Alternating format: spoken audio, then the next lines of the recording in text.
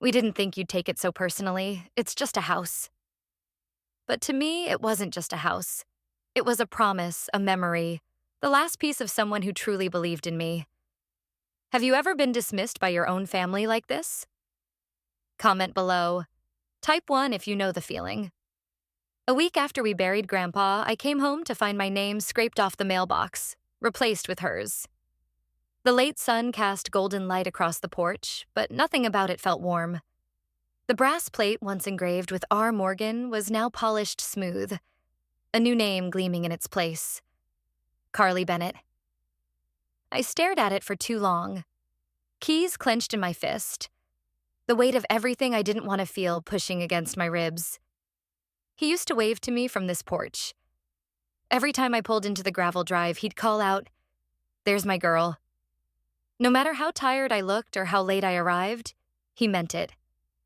Now the silence was thick, heavy, like I wasn't welcome anymore. Maybe I wasn't. Inside, the air smelled too sterile, like commercial lemon cleaner and something faintly metallic. I stepped over a box labeled Guest Bathroom Misc and looked down the hall.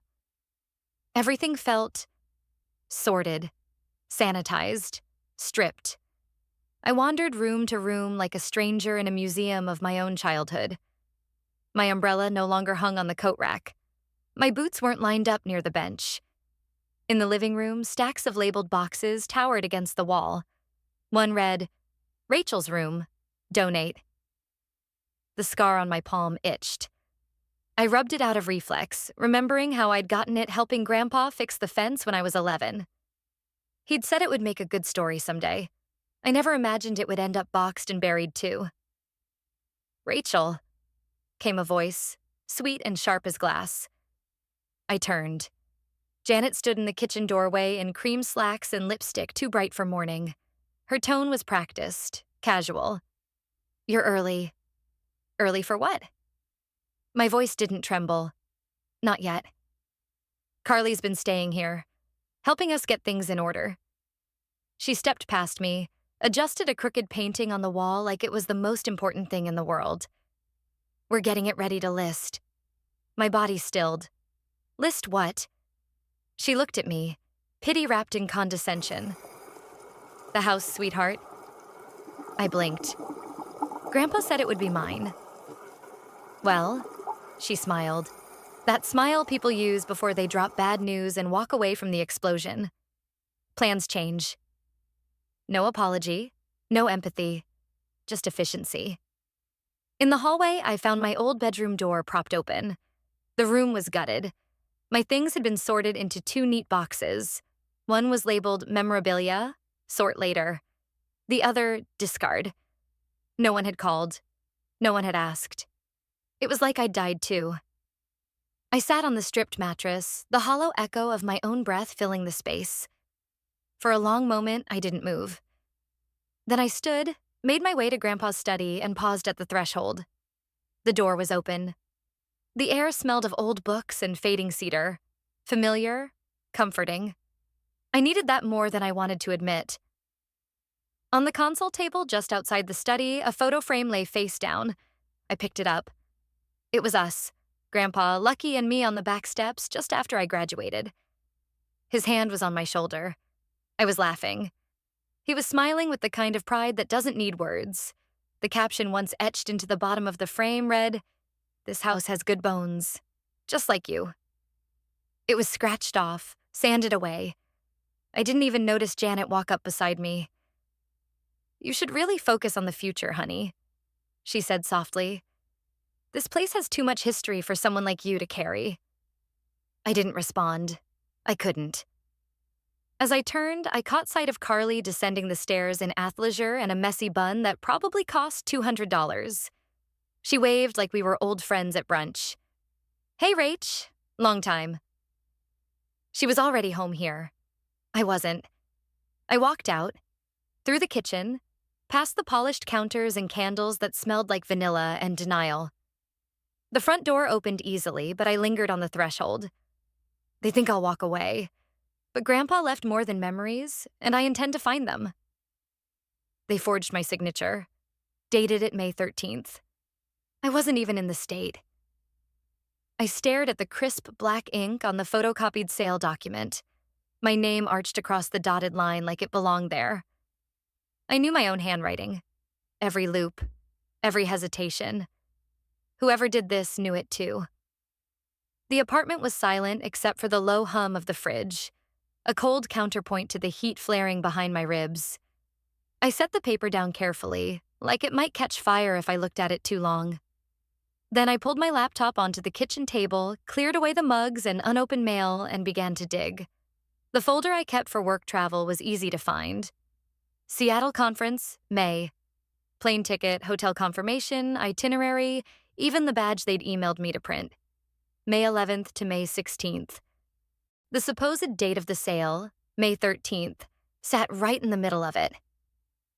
I hadn't just been busy. I hadn't even been in Texas. Emails came next.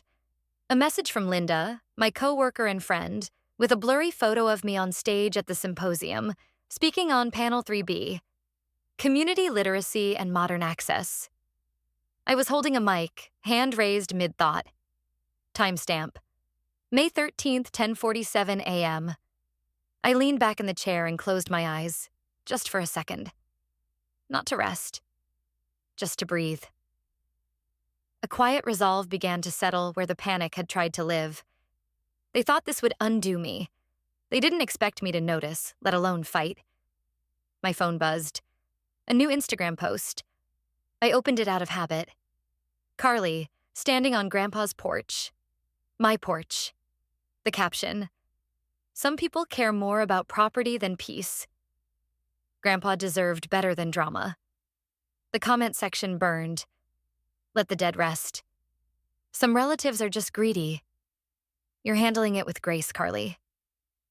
I didn't react, didn't reply, just closed the app and set the phone down slowly. Let them write their story. I hadn't even begun mine. After a moment, I walked down the hallway to the drawer where I kept old tech. At the bottom, beneath tangled cords and a broken Kindle, was the family iPad. I'd fixed it for Janet years ago, and when she upgraded, she gave me the old one to wipe. I never did. It took a minute to remember the passcode. Lucky's birthday. The golden retriever. Grandpa always called him the better-behaved sibling. The screen unlocked.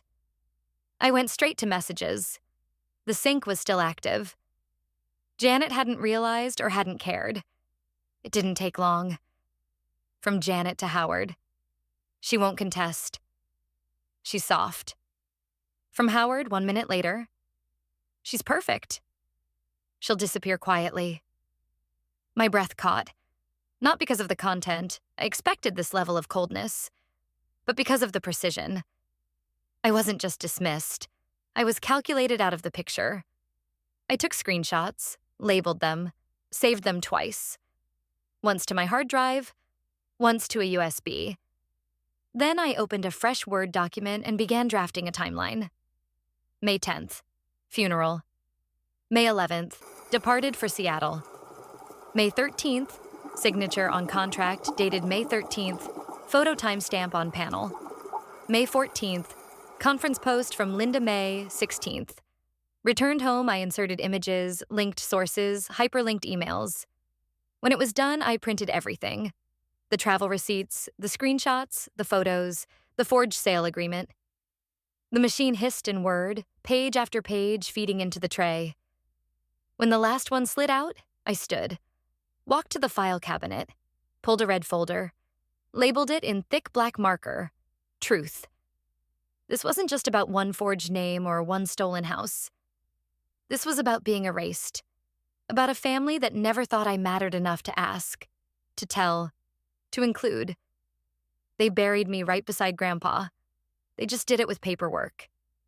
And they picked the wrong silent one. Grandpa didn't trust them. That's why he left me keys they'd never find. The morning sun filtered through my kitchen blinds in long golden slashes, but the warmth didn't reach my skin. The red folder labeled Truth sat square in the center of my table, neat and ready. I'd barely slept. My eyes were gritty, my thoughts sharp. I drove back to Grandpa's house just after 7. No one else was there. Yet. The neighborhood still breathed slowly, porches quiet, sprinklers whispering over dew-soaked lawns. I parked down the block and walked the rest of the way, the gravel crunching softly beneath my shoes. The spare key still lay beneath the cracked flower pot. Some things hadn't changed. I slipped inside, heart thudding, not from fear but from something more sacred. Like I was about to trespass into something private, holy, memory. I made my way down the hall to the study. The smell hit me instantly. Aged paper, faint cedar, a ghost of pipe tobacco. The desk stood just as he left it, scratched at the corners, brass handles dulled with time. I opened drawers slowly, respectfully. Top left, pens, a folded crossword, a photo of Lucky with a sticky note that read, "World's laziest watchdog." Bottom right, locked. My fingers traced the edges of the drawer, pausing over a faint groove in the wood, one I hadn't noticed before. I leaned closer. Just beneath the handle, barely visible unless you knew to look. My initials, carved faint and shallow. Behind the desk, propped on the shelf, was our photo. Me, Grandpa, and Lucky. It was the one Carly had flipped over last week. I picked it up and turned it again. The frame was thicker than it needed to be. I unscrewed the back panel carefully. Taped inside was a brass key, tarnished at the edges. I held it tight, the metal warm against my palm. The floor near the fireplace creaked underfoot. I tested a few boards until one gave way under pressure. Beneath it, wrapped in flannel cloth, was a fireproof safe the size of a shoebox. I slipped in the key. It turned with a satisfying click. Inside, a yellowing envelope addressed to me in Grandpa's hand, a sealed manila folder, and a handwritten note on legal paper. I opened the note first. No property belonging to the Henry J. Morgan Trust shall be transferred, sold, or altered in legal ownership unless Rachel Morgan signs in person and in the presence of 2 certified witnesses. A clause. His handwriting. His insurance signature at the bottom. I sat back on the floor, suddenly aware of how quiet the house had become. I wasn't just mourning anymore. I was armed. I slipped everything into my bag and locked the safe again. On the way out, I passed the photo shelf and hesitated. That photo again. The one by the willow tree. Grandpa was smiling, but not at the camera.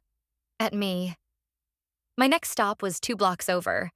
Ellis Granger's house looked smaller than I remembered. Paint chipped, the wind chime made of old spoons still tinkling in the breeze. Before I knocked, the door creaked open. Maris Bly. He blinked, corrected himself. Rachel Morgan, I was wondering when you'd come. Ellis shuffled aside, gestured me in. The house smelled like tea and dust and quiet.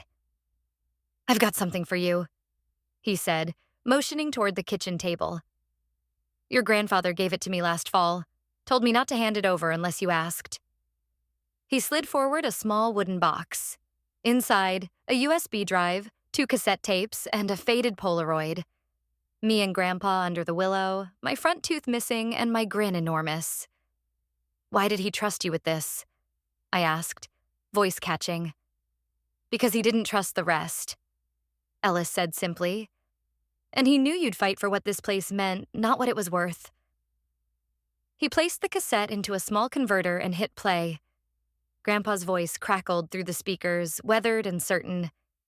They'll tear it apart, Ellis, piece by piece. If I don't lock it down, they'll drain the life from it. The house, the history. Ellis's voice responded faintly. You wrote the will. It's not about paperwork, Grandpa said. It's about intention. Rachel understands that. She always did. My throat tightened. The recording continued. She won't fight for herself, Grandpa's voice said gently. But she'll fight for the meaning. That's why she's the keeper of the flame. I couldn't speak, could barely breathe. Ellis reached across the table, slid over the USB. There's more on here, he said. Photos, scans, stuff he didn't want them to touch. I nodded, fingers curling around the flash drive like a lifeline. I stood to leave but hesitated at the door. Thank you, I said quietly. Ellis gave a small smile. You're not alone, Rachel. Not this time. I walked back down the sidewalk with a steady step. When I got to the corner, I took out my phone, found the number I'd looked at 3 times but hadn't called. I pressed dial. Skyler Martinez answered on the third ring. I'm calling Skyler. They won't see me coming, but they'll hear me roar. She said I was too emotional to manage a house. I'm about to manage a lawsuit instead. Skyler Martinez's law office didn't have any unnecessary furniture, no shelves of dusty law books for show, no soft music humming to pretend this was a spa. It had clean lines, charcoal walls, and a single painting, an abstract swirl of slate and crimson that looked like it was holding its breath. I sat across from her, the folder labeled Truth already opened between us. My hands were steady, though they shouldn't have been. Not after everything. But for the first time in days, the ground beneath me felt less like ice and more like stone. Skyler flipped slowly through each page. Photocopies of the forged sale agreement, the will with Grandpa's clause, the flight confirmation, screenshots from the Seattle Symposium, text messages between Janet and Howard. She didn't interrupt, didn't murmur or nod, just read, absorbed, processed. I watched her eyes narrow slightly when she reached the clause. No transfer of property under the Henry J. Morgan Trust shall be considered valid unless signed by Rachel Morgan in person and witnessed by 2 neutral parties. She ran her index finger along the margin, then looked up. Your grandfather was smart, not just cautious, strategic. I swallowed. So, that clause, it holds? She nodded once. Legally, it's ironclad, and they violated it, badly. Relief came like a crack through my chest. I didn't exhale, not yet. But something uncoiled in me, just enough to make room for resolve. I want to stop the sale, I said. Today. Skyler smiled, and it wasn't gentle. It was precise. We'll file an emergency injunction to halt escrow. The sale was set to close when? In 4 days. She stood, walked to her printer, and began pulling templates. The sound of paper feeding, the low hum of machinery, it was mechanical, comforting. A language I didn't need to speak to understand. This was motion. This was action. We'll notify the buyer's firm immediately, she added, typing as she spoke. Name? Edward Jackson, Sterling Properties. Good. They'll listen when they realize what's at stake. I hesitated. What if they didn't know? Skyler didn't look up. Then they'll back away fast. But if they did know? Her voice trailed off, the implication clear. Fraud. Liability. Disbarment. The door cracked open. Her assistant poked his head in. Email from Sterling's legal team. They've acknowledged receipt. Said, and I quote, "We were unaware of any clause. We'll pause immediately pending clarification." Skyler raised an eyebrow. Of course they will. She slid the fresh printout across the desk. It was a cease and desist letter, already signed. Take this, she said. It's not just legal protection. It's pressure. Edward may have plausible deniability, but your mother doesn't. I took the paper and felt the weight of it. Ink and intention. Skyler, I asked quietly, what happens now? She folded her hands. Now we shake the table. Freeze the sale, collect more documentation, and then... Her voice sharpened. Then we make them answer for every inch of what they tried to take. I stood. My legs didn't feel wobbly anymore. I wasn't a grieving granddaughter clutching scraps of proof. I was a plaintiff in waiting. At the elevator, I paused. Thank you, I said. Really? Skyler looked up from her screen, offered a small nod. This isn't personal to them. That's their mistake. It is personal to you, and that's your power. I stepped out into the hallway, the letter tight in my grasp.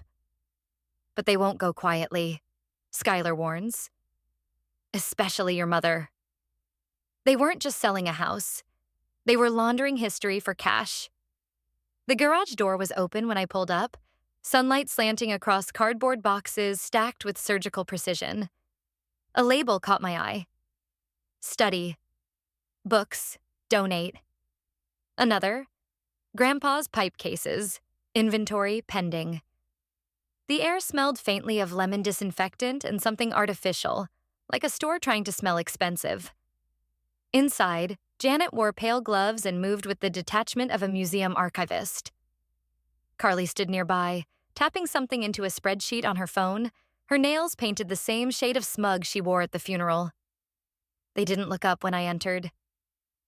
"Didn't expect you today," Janet said, still focused on repositioning a painting by the fireplace. "But since you're here, don't touch anything delicate." I ignored her, walking straight to the wall where Grandpa's Colorado landscape used to hang. The one we'd talked about every time snow fell late in spring. This version looked wrong. The brushstrokes were too clean, the texture too glossy. It was trying too hard to be authentic. Carly turned, gave a half smile. "We had it cleaned." "Really?" I stepped closer, narrowing my eyes. "Because it looks printed." She stiffened. "It's the same piece that's always been here." I didn't respond, just pulled out my phone and called Skyler. "I need an art appraiser," I said, voice low. "Fast." 35 minutes later, Ms. Levin arrived in pressed slacks and a linen blazer, carrying a satchel that looked older than both Carly and me combined. She didn't speak as she examined the painting. Just adjusted her glasses, ran a small scanner across the surface, and checked a log in her tablet. After 3 minutes, she stepped back and spoke with the clarity of someone used to testifying under oath. "This is a reproduction," she said. "A good one, but not the original." Janet finally turned. "That's ridiculous. That painting has hung here for decades." "Which is why I have it cataloged," Ms. Levin replied calmly. "I worked with your father before his retirement. I recognize the signature brushstroke." Janet's face flickered, just for a second. Then the charm returned. "You're all making a mountain out of nostalgia." "No," I said, stepping forward. "You're gutting this house of its soul and selling it piece by piece." Carly looked down. I crossed the room to a box labeled Henry's Tools, Archive. I opened it. Inside, wrapped in old towels, were appraisal folders with blank inventory sheets tucked between them.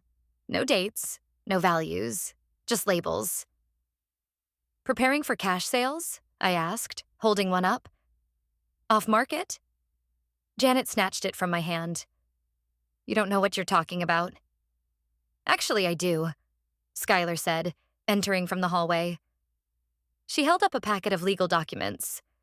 "We subpoenaed appraisal records from Mr. Levin's firm. Originals have been replaced over the last 3 months. Quietly. Systematically." Carly backed away slightly. Her voice came out thin. "I didn't know it was illegal." Janet shot her a glare. "She told me to replace the originals." Carly burst. "She said it was safer, that no one would know." Skyler turned to her. "It's not just about knowing. It's about intention." Carly sat on the edge of the couch, arms wrapped around herself. Her mask was cracking. I looked at Skyler and spoke quietly, the truth landing heavier than anything else I could say. If they're laundering art, it's not just inheritance fraud, it's criminal. This time, I didn't walk out. I walked in, with every piece of truth they tried to bury. The conference room at Sterling Properties was glass-walled and gleaming, but it couldn't hide the rot breathing beneath this meeting. Skyler sat at my left, calm as frost. A thick folder rested between us, full of documents labeled, tabbed, and lethal. Edward Jackson sat across the table, expression unreadable. Next to him, his legal associate shifted in his chair, clearly wanting to be anywhere else. At the far end sat Janet, a deep burgundy jacket hugging her shoulders like armor. Howard avoided my eyes. Carly sat small beside them, a soft sheen of sweat on her forehead. Skyler spoke first. "Before we begin, let's be clear. This is not a negotiation. This is a disclosure." She turned to me. I slid the first document across the table. "Original will. I said. Dated, signed, and notarized, including a clause invalidating any sale not signed by me, in person, and witnessed. Janet scoffed. Verbal promises. It's not verbal, I interrupted. It's in writing, legal, binding. Skyler passed the notarized clause to Edward's associate. His brow furrowed. Janet shifted. Next came the Seattle documents. Conference itinerary, plane tickets, timestamps. I watched Edward's expression change slightly as I laid down the photo of me at the librarian panel. Dated May 13th, I said. The same day my signature appears on the sale contract. Skyler followed with the forensic report. The signature was digitally traced, confirmed forgery, even replicated the flawed loop in Rachel's lowercase e. Silence crackled like heat in the space between us. Then came the art, Ms. Levin's appraisal reports, side-by-side photos of Grandpa's originals and the glossy reproductions, blank inventory sheets retrieved from the garage, and finally the USB. Skyler tapped the laptop. This is a voice recording from Henry J. Morgan 3 months before his death. She pressed play. Grandpa's voice filled the room, slower than I remembered, but unmistakably his. If you're watching this, he said, then they did exactly what I feared. But I left the truth in the walls, and I left it for Rachel, because she's the only one who listened. Even Edward sat back in his chair. Janet leaned forward. That's sentiment, not legal evidence. Skyler didn't blink. It supports intent, and it proves you knew she was heir and forged documents anyway. Janet narrowed her eyes and pulled a tablet from her bag. Then let's talk about intent, shall we?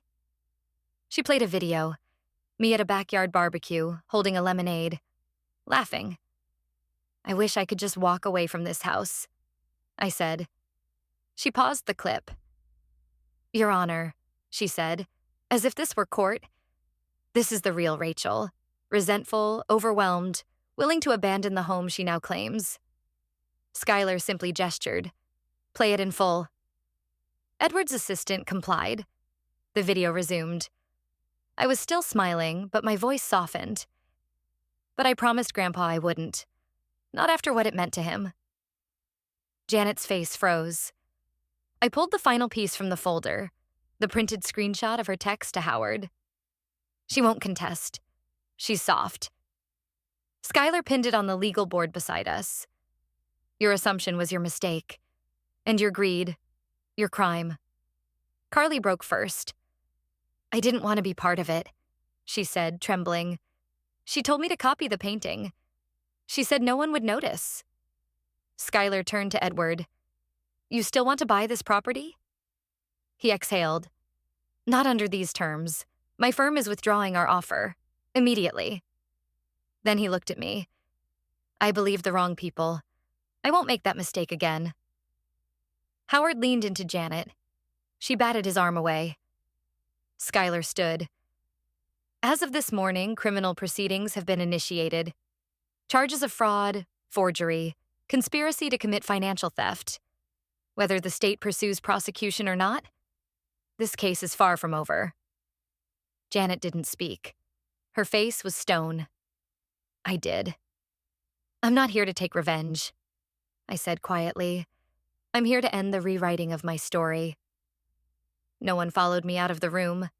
That night, I sat under Grandpa's willow tree, holding his last letter. For the first time, I wasn't reminded. I was planning. The house they tried to gut became the stage where every lie unraveled. What began as quiet betrayal ended in a room where the truth, documented, deliberate, spoke louder than any accusation. Justice was never handed down gently. It was earned, one receipt, one clause, one memory at a time. When injustice is met with unwavering courage, the final verdict can echo through a lifetime. Sometimes, reclaiming what's yours doesn't require fury, just proof, patience, and the strength to stop walking away. If this story resonated with you, don't forget to like, share, and subscribe, and comment your thoughts below. Type 1 if you've ever felt the same.